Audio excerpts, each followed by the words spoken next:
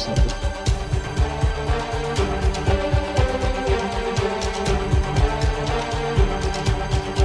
I will destroy them all. Hello and welcome to The Coordinate, an Attack on Titan podcast. I'm your host, Tyler, and if you're new to the podcast, let me explain quickly what you're in for, and then we will jump into discussing episode 76 of Attack on Titan, Judgment. So what happened was, I was a huge Attack on Titan fan, and I really just wanted someone to talk to about it, so I wrote my friend Bill into starting a podcast where I forced him to read the manga. We discussed like an arc of the manga every month until we got up to the whole basement reveal, and then our schedules just stopped aligning, so we took a long period of time off, and then last year we started right back with the when the anime came back with season 4. We picked up right there, and we're just taking turns every week reviewing it, and then we also try to get together as often as possible, such as like next week we're going to be recording together, so that's nice. But anyways, I have read all of the manga from start to finish, but I'm not going to spoil anything for you because Bill has not, and I don't want to spoil anything for him. Even though he totally spoiled some stuff for one of our friends, Zach, who is a dub person, so he's going to be a couple of weeks behind. Zach, if you're listening to this, I'm sorry on behalf of Bill. But yeah, let's get into it. I'm super excited to talk about this last half of the season because I've been sitting on my thoughts for it for like a year now, and we cannot get to the end quick enough. So much to talk about. So we start this episode out with the resolution of Zeke and Levi's fight. When we last saw the pair, Zeke had just like blew them both up with a thunder spear that Levi had like put inside of him.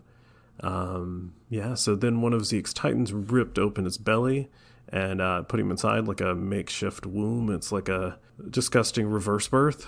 But now we see Hanji and Flock, plus his entourage. They've discovered Levi's body, a few assorted fingers, and a big, well, it's not like, it's one of the smaller titans. They see a titan. It's hunched over and it's not going to hurt anybody probably. So the minions want to shoot Levi in the head to make sure he's like really dead, but Hanji assures them that he was killed instantly by the explosion. Flock wants to check his pulse, but gets distracted when the Titan starts taking in steam, which Hanji points out is not a normal thing that Titans do. They normally give off steam when they die, not absorb it. And I get that strange behavior for a Titan, but it's also just like a weird thing to happen thermodynamically, because like where did the steam come from to begin with? It's raining, so you know, like when it first starts raining, you get steam off the ground sometimes.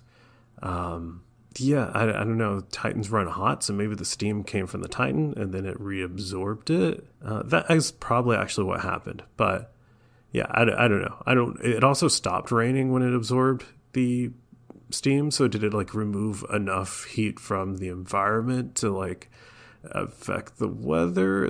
I don't think that's what's happening, but we don't get an explanation because Hanji throws herself into the river along with Levi. Yeah, she uses that whole distraction of the Titan doing the steam thing, but it's not just the Titan doing the steam thing that distracts them, because as it's like skin disappears and it turns to bones, we see a naked Zeke fall out of it, and everyone except for Hanji just like stares there open mouth wondering the same thing.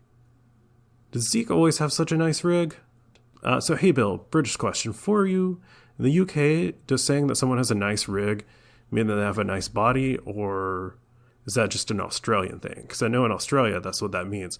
But the first time I heard that, and probably what everyone that's like from the US is thinking when they hear that someone has a nice rig, they're thinking about Zeke's penis. So I'm just curious what's the case there. I'm also curious what you think about Levi. Is Levi dead, alive? Is Hanji dead or alive? The goons kind of just like shoot randomly into the river, so she could have got shot. But anyways, Zeke tells Flock about his time in some mysterious place he refers to as the Paths. He tells him that time there was kind of like, felt like a long time passed, but also a short time. It didn't really make sense, I guess. And like a little girl rebuilt him from dirt. Despite him being naked, Flock does not offer him his jacket like he did Eren, which is a bit rude and kind of, I guess, tells you that it really shows you who Flock here is aligned with. He doesn't trust Zeke. Zeke's just a means to an end. So then we get the new intro, and I have a lot of mixed feelings about it. The style of music itself is a huge departure from previous seasons, which there was My War, the one from the first half of the season. But that one had such like a unique feel to it, and I really grew to love it. Meanwhile, the new song, The Rumbling, seems like a pretty generic metal song. I mean, I know it was recorded specifically for Attack on Titan.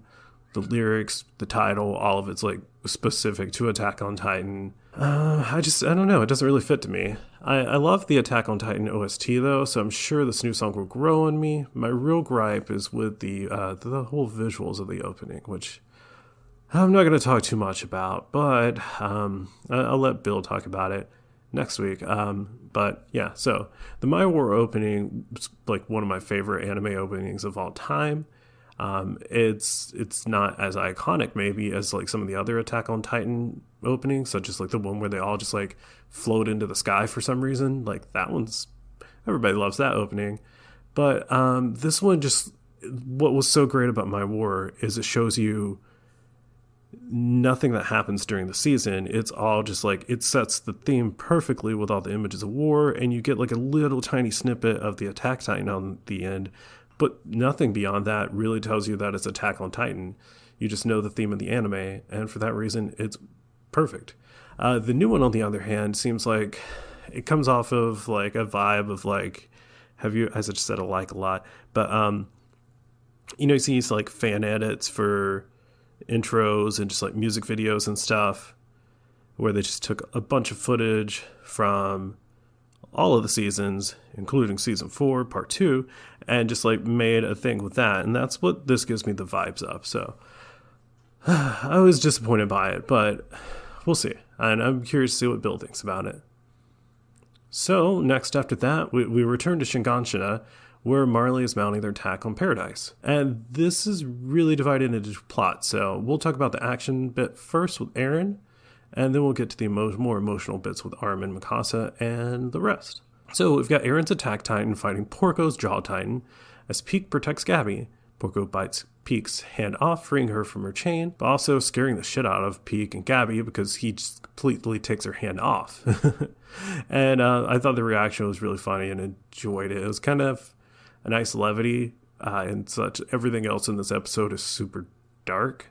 I just finished watching Naruto all the way through, so you would have expected in the Levi scene, if that was in Naruto, someone would have completely had, like the blood shooting out of their nose type of reaction, but like no one seemed to care that Zeke was naked. That was fine to everyone. If Gabby was there, she would have been like, anyway, so Peak turns into the Cart Titan, Gabby climbs into her mouth, and they run to Commander General Magath. Magath. Once there, the Cart Titan gets fit with a new anti-Titan cannon. Meanwhile, Gabby spills the beans on what she heard about the Founding Titan holder needing to touch a Titan with royal blood to access the Founding Titan's powers, which to me sounds a lot like Magath would think like, hey, what if we just killed Zeke? And, maybe all of the royal people? But Magath is like committed to stealing the Founding Titan because he thinks that will save the world, which, can Marley really be trusted? Does he even trust Marley that much, even though he is the highest ranking military official in Marley? I feel like he doesn't. So while all that's happening, Porco retreats from the fight with Eren and looks on as airships arrive and thinks, with how little they know, only Reiner could convince them to do such a stupid thing.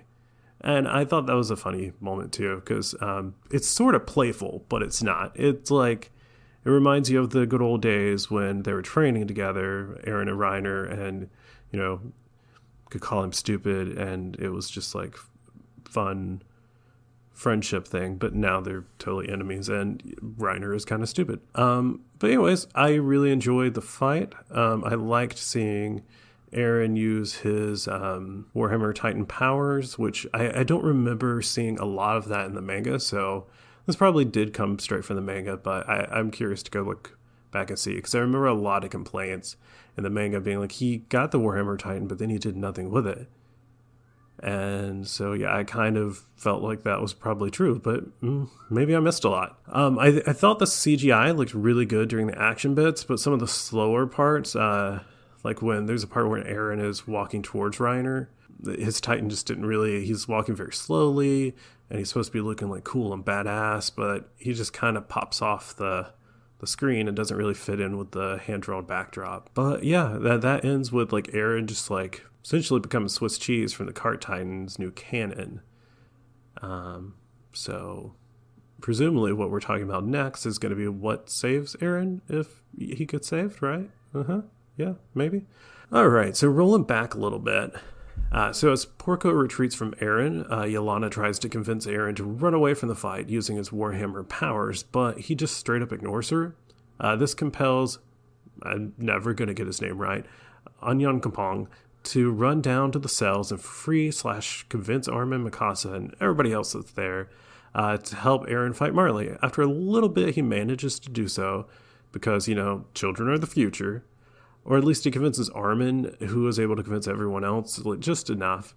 We see that Armin doesn't believe that Eren would go along with the euthanasia plan because essentially Eren is all about being free, and, that includes the freedom to make babies. And I think there's a lot of evidence for this because his whole thing, he didn't want Historia to become like a breeding factory to be treated like cattle. So I think euthanasia would not line up with Eren's vision for freedom.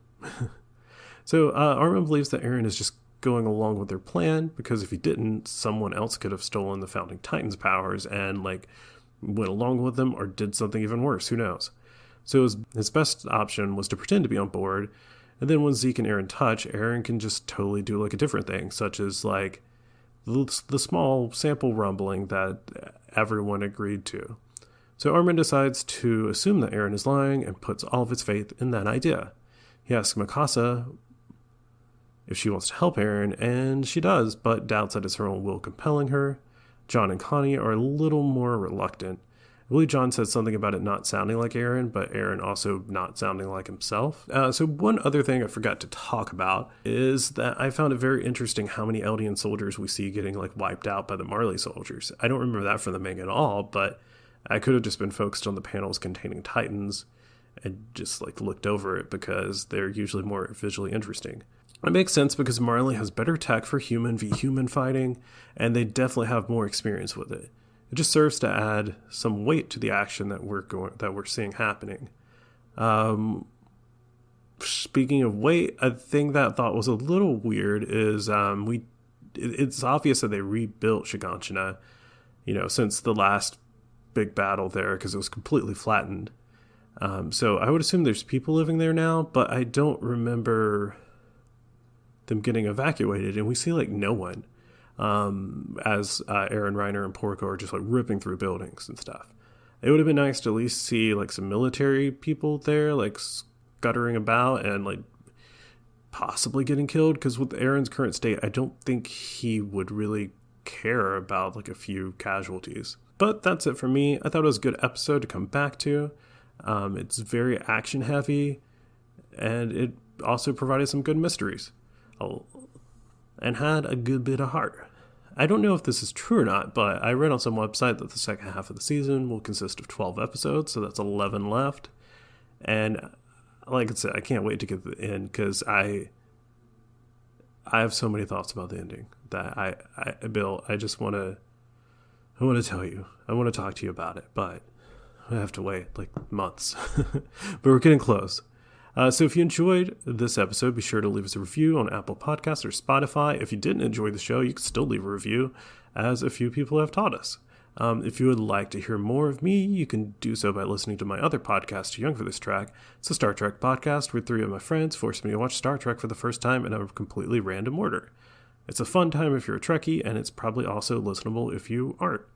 Find it on all the pod apps and use the link below. We also have a Discord where you can chat with us about Attack on Titan or other things.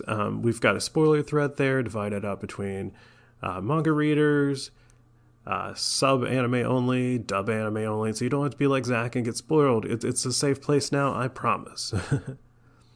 To join that, go to probablywork.com/discord, or you can click the link in the show notes. Bill and I will be back next week to talk about the next episode. Until then, don't get eaten.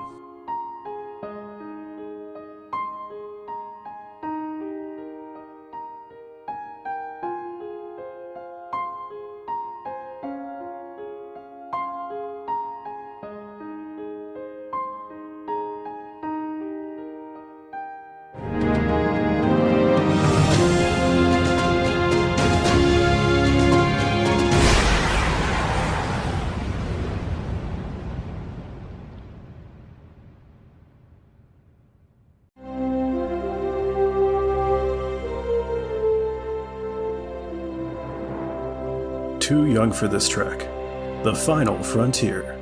These are the voyages of MC, Troy, and Eric. Their mission to introduce Tyler to strange new episodes. To seek out the best and worst media in the Star Trek franchise. To boldly go where several podcasts have probably gone before.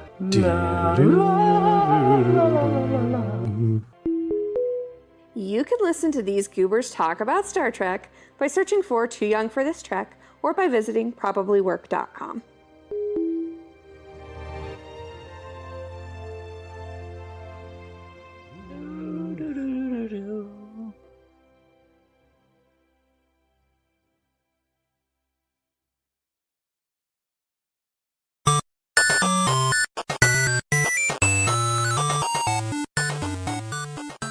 This has been a presentation But we can make this work. Probably Network. Follow us on Twitter At Probably Work. For more of our questionable content. Also, we have a website called probablywork.com.